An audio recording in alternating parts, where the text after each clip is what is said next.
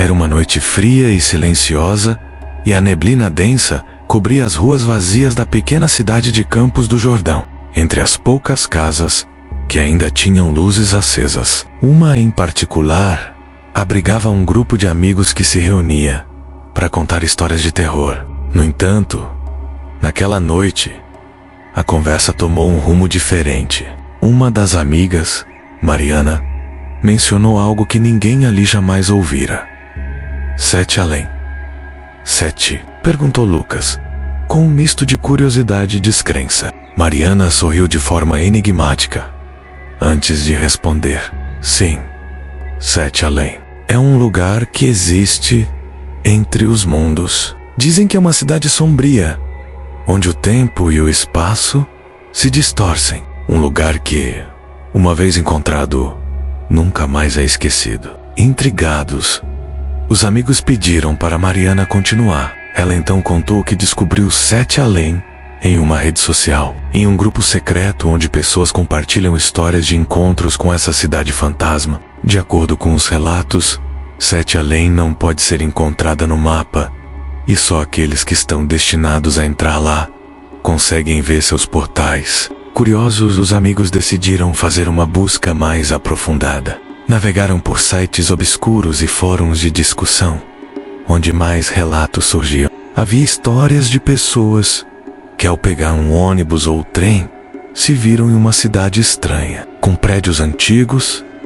e ruas desertas. Outras diziam que, ao dobrar uma esquina familiar, de repente se encontravam em um lugar completamente desconhecido, onde o céu era perpetuamente cinzento e as sombras pareciam se mover sozinhas. Uma coisa era certa: todos que visitaram 7 além voltaram diferentes, com olhares vazios e sussurros de terror sobre o que viram. Apesar do medo crescente, os amigos decidiram que iriam procurar por 7 além. Na noite seguinte, saíram em busca dos pontos mencionados nas histórias. Caminharam por ruas desertas, cruzaram pontes e túneis, até que, ao virar uma esquina em uma parte antiga da cidade, tudo mudou. A neblina ficou mais densa, e as luzes dos postes pareceram ficar mais fracas. Quando perceberam, estavam em um lugar que nenhum deles reconhecia. A arquitetura era antiga, com um ar de abandono, como se o tempo ali tivesse parado.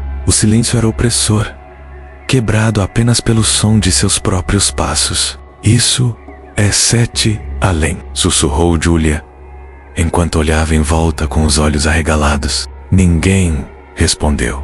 Estavam todos petrificados de medo e fascinação.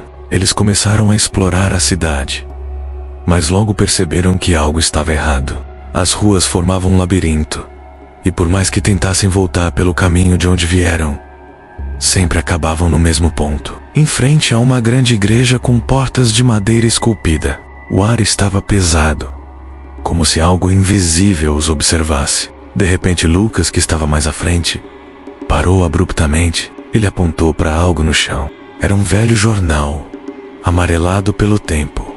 Na manchete, lia-se: grupo de amigos desaparece em viagem misteriosa. Ao ver a data do jornal, todos congelaram. Era o dia anterior. Mariana tentou falar, mas as palavras não saíram. O medo os dominava. Era como se estivessem em uma armadilha, presos em um pesadelo, do qual não podiam acordar. De repente, a porta da igreja rangeu e começou a se abrir sozinha. Um vento frio saiu de dentro, trazendo consigo sussurros ininteligíveis, como vozes de outra dimensão. Sabendo que não tinham outra escolha, os amigos entraram na igreja, movidos por uma força irresistível. Lá dentro, o ambiente era ainda mais surreal. O teto parecia não ter fim, e as sombras dançavam nas paredes, formando rostos e figuras assustadoras. No altar, uma figura encapuzada os esperava. Antes que pudessem reagir, a figura falou em uma voz que parecia ecoar em suas mentes: vocês não deviam estar aqui. Um a um, os amigos sentiram suas pernas enfraquecerem, como se a energia fosse sugada de seus corpos. A figura encapuzada levantou a mão, e uma luz fraca iluminou o rosto por baixo do capuz.